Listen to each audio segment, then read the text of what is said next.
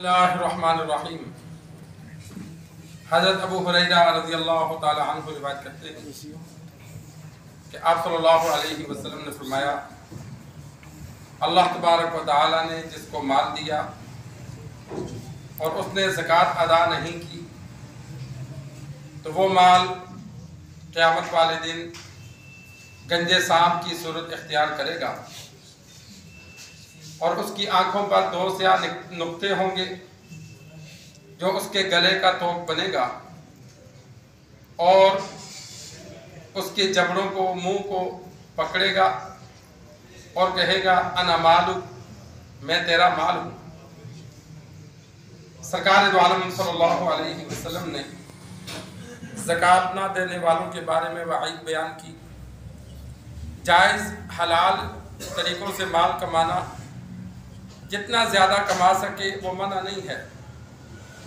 لیکن قرآن مجید میں احادیث میں انسان مختلف طریقوں سے جو مال کماتا ہے تو اللہ نے فرمایا یہ اس کی کمائی نہیں ہے، یہ میرا دیا ہوا ہے۔ قرآن مجید میں اور احادیث میں کسی بھی جگہ یہ ذکر نہیں ہے کہ انسان نے کمایا اور اسے ملا، بلکہ اللہ نے فرمایا ہم نے جو دیا، کہ انسان کی محنت کم ہے، اللہ کی عطا زیادہ ہے۔ یہ اللہ کی جانب سے جو مال کی نعمت ملی کسی بھی صورت میں ملی، نقد مال ہے، جانور رکھے ہوئے ہیں یا زمین کی پیداوار ہے، تو اگر حق ادا نہیں کیا، مال جتنا زیادہ ہو جمع کرنا شرعاً منع نہیں ہے۔ سرکار دو عالم صلی اللہ علیہ وسلم کے صحابہ ہزاروں کروڑوں درہم دینار جمع کیے، لیکن زکوٰۃ ادا کرتے تھے۔ مال کا جو حق ہے وہ ادا کیا جائے، حلال ذرائع سے کمایا ہو اور حلال ذرائع کے بعد پھر جو قربانی واجب ہے وہ ادا کرے، حج فرض ہے وہ ادا کرے، صدقۃ الفطر واجب ہے وہ ادا کرے، سالانہ زکوٰۃ فرض ہے وہ ادا کرے، اور عزیز و اقارب میں کوئی ضرورت مند سامنے آتا ہے تو اس پر بھی خرچ کرے، یہ مال کا حق ہے۔ زکوٰۃ کے علاوہ بھی مسئلہ ذہن نشین کر لیں، قرآن مجید میں اللہ نے 2 جگہ ذکر فرمایا کہ غرباء کا اللہ نے مالداروں کے مال میں حق رکھا ہے، للسائل والمحروم، مانگنے والے کے لیے اور محروم دونوں کے لیے۔ سائل سے یہاں وہ مانگنے والا مراد ہے کہ جو رشتہ دار، دوست، عزیز و اقارب اپنی ضرورت سامنے رکھتا ہے کہ یار میں مقروض ہوں، خیال کرنا، یا میرے والد بیمار ہے، خود بیمار ہوں، بچہ بیمار ہے، اخراجات میرے پاس نہیں ہے، تعاون کرنا۔ یعنی کوئی دوست، کوئی محلے دار، کوئی رشتہ دار ریکویسٹ کرتا ہے تو مالدار کے مال میں حق ہے کہ وہ اس کی مدد کرے جتنی کر سکتا ہے۔ اگر نہیں کرے گا تو یہ گناہگار ہے، اس لیے کہ مال اللہ نے غریب کو دینا تھا، لیکن نہیں، وہ اللہ نے مالدار کو دیا کہ مالدار خرچ کرے، اللہ اس کو اجر عطا کرے۔ 2 جگہ اللہ نے فرمایا کہ مالداروں کے مال میں سائل مانگنے والے کا، محروم جو مانگتا نہیں ہے،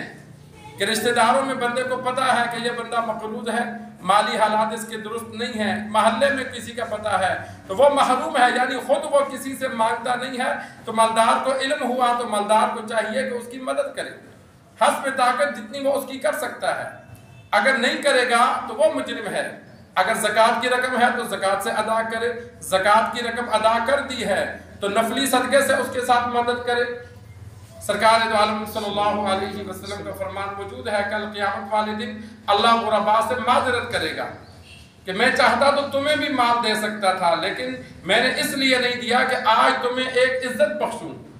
آج تمہیں اعزاز دوں، دنیا میں جس نے تمہاری مدد کی اس کا ہاتھ پکڑو، اپنے ساتھ جنت میں لے جاؤ۔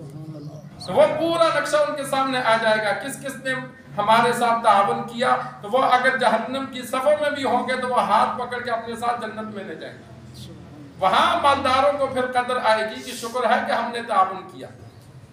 تو جو اگر حق ادا نہیں کرتے مال کا، تو احادیث میں موجود ہے کہ اونٹ ہیں، گھوڑے ہیں،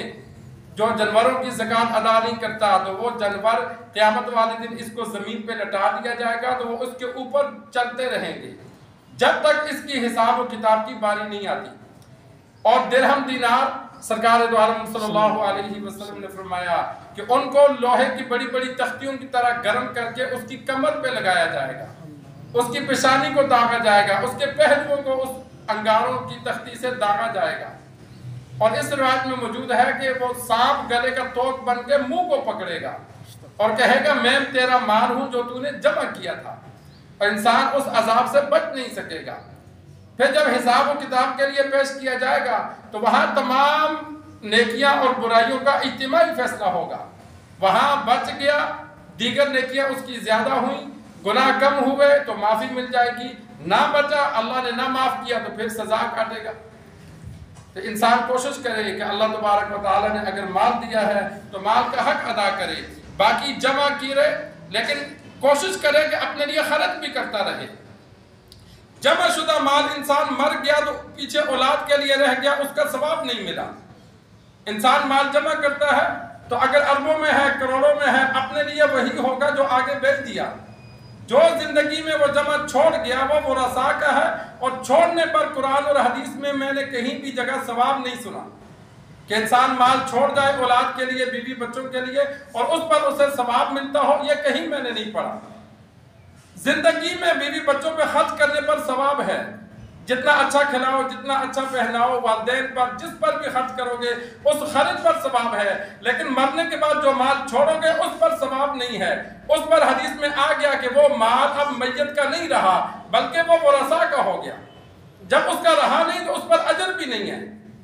اولاد جہاں بھی خرچ کرے گی وہ اولاد کو اپنا ثواب ملے گا، والدین کے لیے ایثار ثواب کرے گی تو تب ملے گا، ورنہ وہ اولاد کا ہو گیا۔ تو انسان اولاد کے لیے بھی مال چھوڑ کر جائے، لیکن کوشش کرے کہ اپنے لیے بھی آخرت کے لیے جمع کرتا جائے، اس لیے کہ جو رہ گیا وہ رہ گیا۔ اللہ سے دعا ہے اللہ ہمیں دین سیکھ کر، سمجھ کر، عمل کرنے کی توفیق عطا فرمائے۔